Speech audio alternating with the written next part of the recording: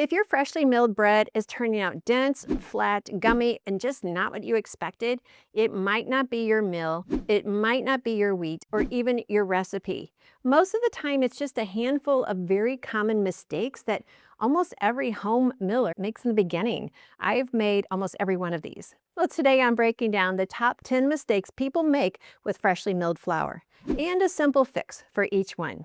If you fix even one or two of these, your bread, muffins, pancakes, everything gets instantly better. Thanks for letting me share with you God's recipe for excellent health. I'm Annette Reeder from thebiblicalnutritionist.com. Mistake number 10, using the wrong grain for the wrong bake. Every grain has a job. Some work for bread, others for muffins, others for cookies, some for both, some for neither. Hard wheat for bread, soft wheat for muffins, spelt for both, einkorn for cookies. Millet and oats only as a supportive grain. So how do we fix this?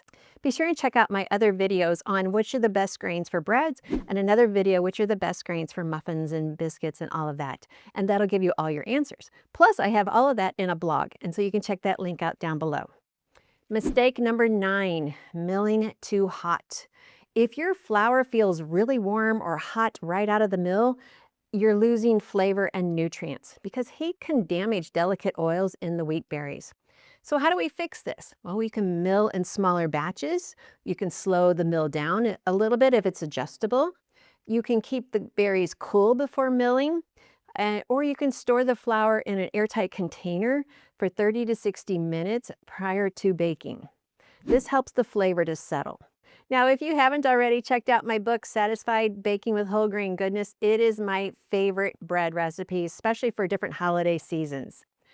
I hope you can check that out. Mistake number 8 is not letting the flour hydrate. Flour is thirsty. Freshly milled flour absorbs water more slowly than store-bought flour. So if you mix it and go straight into kneading, it might tend to be sticky or weak. So here's the fix. When you add the water, let it sit for 15 minutes. I know most of us don't do this. High brand grains, such as red wheat, spelt, and rye, they autolyze for 45 minutes. So for sourdough, it could be 60 minutes is magic for doing this one step. Mistake number 7, it's too fresh. Well, yes, that's possible. This one surprises people. Flour right out of the mill can be very fresh. The starches are still settling and the flavor hasn't really opened up yet. So you could rest the flour for 2 to 24 hours in a sealed container. If you're like me, I mill and I bake. So if this isn't something you're interested in, you can still do it the way you're doing it.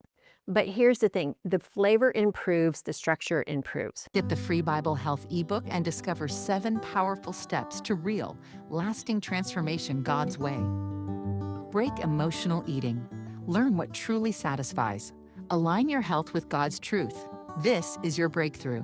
Get your free Bible Health ebook now on the website, thebiblicalnutritionist.com. It's time to take the first step toward vibrant health, both physically and spiritually. So even let it sit for a few minutes, 10 minutes, 15 minutes, or even longer, everything improves in the flour. Mistake number 6 is underestimating the hydration needs, which we've kind of already touched on. Freshly milled flour is thirsty. Whole grain absorbs more water because of the bran. Now here's our fix. Aim for hydration. So white wheat, 70 to 80%, red wheat, 75 to 85% hydration, spelt 65 to 70%. Now, it's not that you're going to be measuring out the hydration into percentages, but just recognize that some grains need more hydration. Einkorn only needs 55 to 65%, and then rye 85. So add water slowly instead of dumping it in all at once, and you'll have a better idea what your flour needs. Mistake number 5 is not adding sweetness to balance the flavor. Now, when I first started milling bread, I needed to win my husband over, so I was a little high on the honey content. And then I'd start weaning it down, but then he caught on like, this doesn't taste as sweet as it used to. So I knew I had to up it back up a little bit. So if your bread is tasting kind of bitter or weedy, you can add a touch of sweetness. 1 to 2 tablespoons of honey or 1 tablespoon of maple syrup, which is a really interesting flavor in your bread. But an even more interesting flavor is if you add 1 tablespoon of molasses. Ooh, boy, now you've added some sweetness to the bread that's still going to give it that natural earthy flavor. Mistake number 4 is undersalting freshly milled bread. Oh, you have to have salt in your bread or you will not like it. So fresh flour has a strong flavor, which means you need slightly more salt than store-bought flour. So if you don't have salt in your mix, if you forget to add the salt, no one will enjoy that bread. In fact, the birds will eat it, but that's about it. So you have to have salt. Mistake number 3 is over kneading ancient grains. Yeah, modern hard wheat loves kneading. Ancient grains like einkorn and spelt, emmer and kamut, they hate it. So pay attention to that. Some grains need more kneading and some don't. So here's your fix. Spelt, mix gently, 2 to 4 minutes. Einkorn, fold more than knead. Emmer, short mix, 1 to 2 folds. Kamut, slow, gentle handling. So this is going to give us some more elasticity. And if you're saying, Annette, I can't keep up with everything you're teaching me, that's okay. We put it in the blog just for you, so you can read it at your own pace. Mistake number 2 is letting the dough over ferment. This might be unusual, especially spelt and fresh flour. Fresh flour ferments faster, way faster than store-bought flour.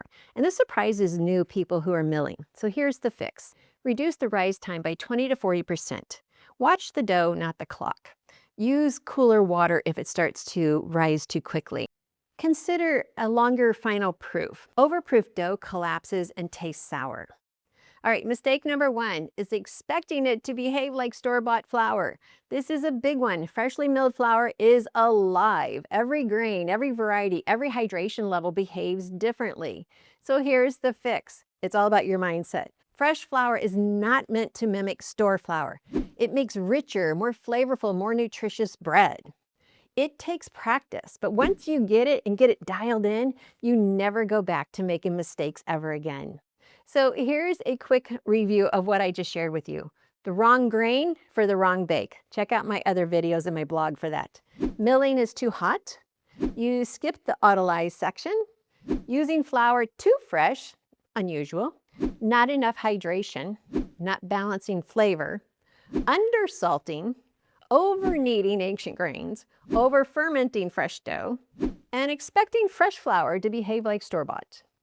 Well, remember, I have other videos and we put this all together in some blogs so that you can just read it at your own leisure. Check out our links down below for all of those blogs because we've covered top 9 grains for freshly milled bread, top 7 grains for muffins and biscuits, pancakes and cookies.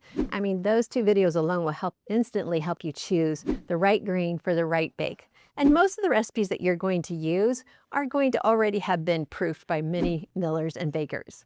So thanks for watching, and if you learned something new, hit like and subscribe, and tell me in the comments, which mistake have you made when you first started milling? We've all been there. So I'll see you in the next video, and welcome to the Biblical Nutritionist family, where we get to enjoy God's recipe for excellent health together. And that recipe includes being confident in the kitchen, welcome to my kitchen, confident in your health, and most importantly, understanding how much God loves you and desires a personal relationship with you. If you haven't already checked out my book, Satisfied, Baking with Whole Grain Goodness, this is a book that is definitely a perfect gift for anyone who's getting started freshly milling grain.